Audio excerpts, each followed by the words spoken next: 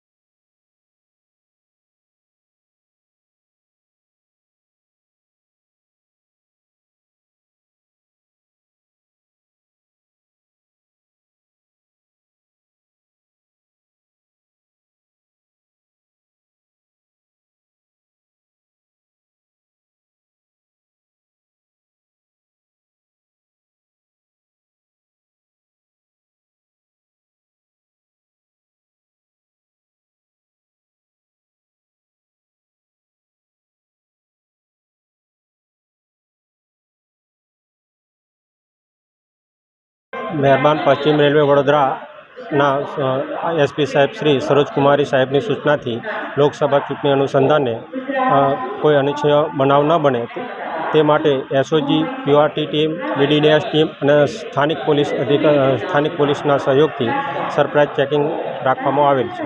ના, કોઈ વસ્તુ મળી આવેલ નથી.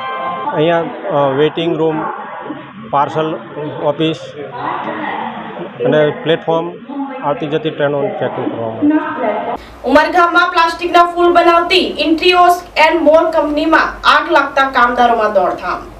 ઉમરગામ જીઆઈડીસીમાં આવેલ ઇન્ટિરિયોસ એન્ડ મોર નામની કંપનીના ત્રીજા માળે આવેલ પેકિંગ ડિપાર્ટમેન્ટમાં આગ ભભૂકી ઉઠી હતી. પ્લાસ્ટિકના ફૂલો બનાવતી કંપનીમાં આગ લાગતા દોડધામ મચી જવા પામી હતી. કામદારોને બહાર કાઢવામાં આવ્યા હતા. આગની ઘટનાની જાણ થતાં પાલિકા સહિત નોટિફાઈડ અને સરીગામ મળી 3 ફાયર ફાઇટરો ઘટના સ્થળે પહોંચી આગ ઉપર કાબુ મેળવવા પ્રયાસો હાથ ધર્યા હતા.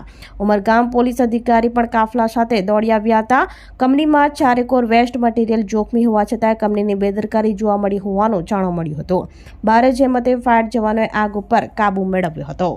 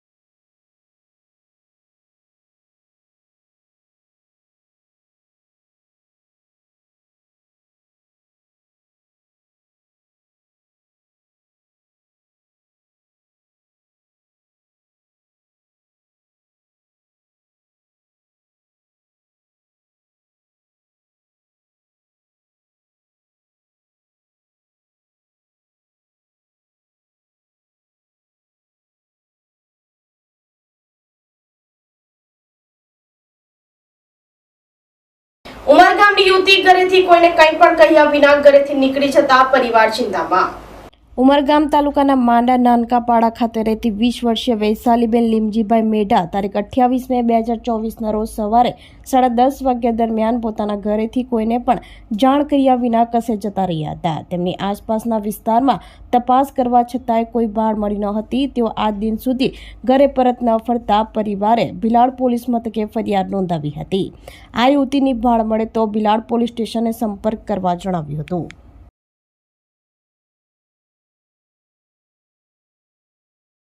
સેલવાસમાં પાણીજન્ય રોગ ડેન્ગ્યુ મલેરિયા સામે લડવા માટે પંચાયત સચિવોને માર્ગદર્શન અપાયું. રોગોથી પીડિત દર્દીઓને તાત્કાલિક નજીકના આરોગ્ય કેન્દ્રમાં સારવાર માટે મોકલવા સૂચના અપાઈ. સિલવાસના ગ્રામ પંચાયતોના સચિવોને ડેન્ગ્યુ અને મલેરિયા સામે કાર્યવાહી કરવાનો આદેશ આપવામાં આવ્યો હતો.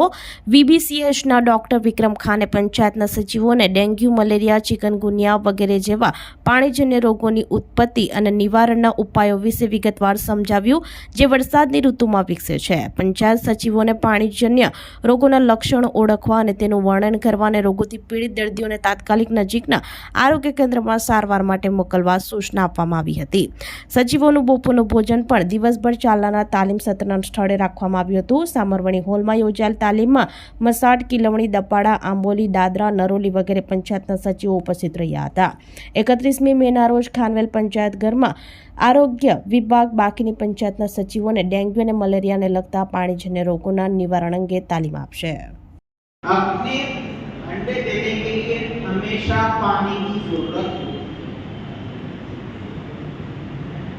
वो हमेशा पानी में ही अंडे दे. तो जहाँ पे पानी भरा है वहाँ पे मच्छर हो, पर मच्छर भी अलग अलग टाइप के होते हैं. हमें तो मच्छर जो खास करके ध्यान रखना है, इससे डेंगू होता है, वो साफ पानी में होता है. यानी जो पानी एकदम क्लीन है. क्लीन मतलब जैसे कि अगर आपने बकेट में पानी भर के रख दिया आपके घर के सामने, उसमें पक्का हो.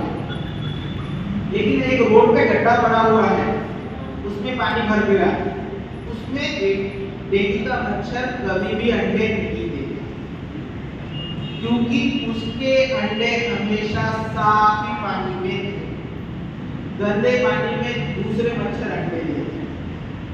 तो इसलिए हमारी स्ट्रेटेजी रहेगी कि जहाँ पे भी साफ पानी है उसको आइडेंटिफाई करें. તો આ તાજના સમાચારો. નવા સમાચારો સાથે કાલે ફરી મળીશું. નમસ્કાર. આપણી સંકલ્પ ન્યૂઝ ચેનલને સબસ્ક્રાઇબ અને લાઇક કરો. બેલ આઇકન દબાવો, જેથી આવનાર ન્યૂઝ અપડેટ્સની નોટિફિકેશન આપના મોબાઈલ પર સૌથી પહેલા પહોંચે. Like, subscribe and share the video.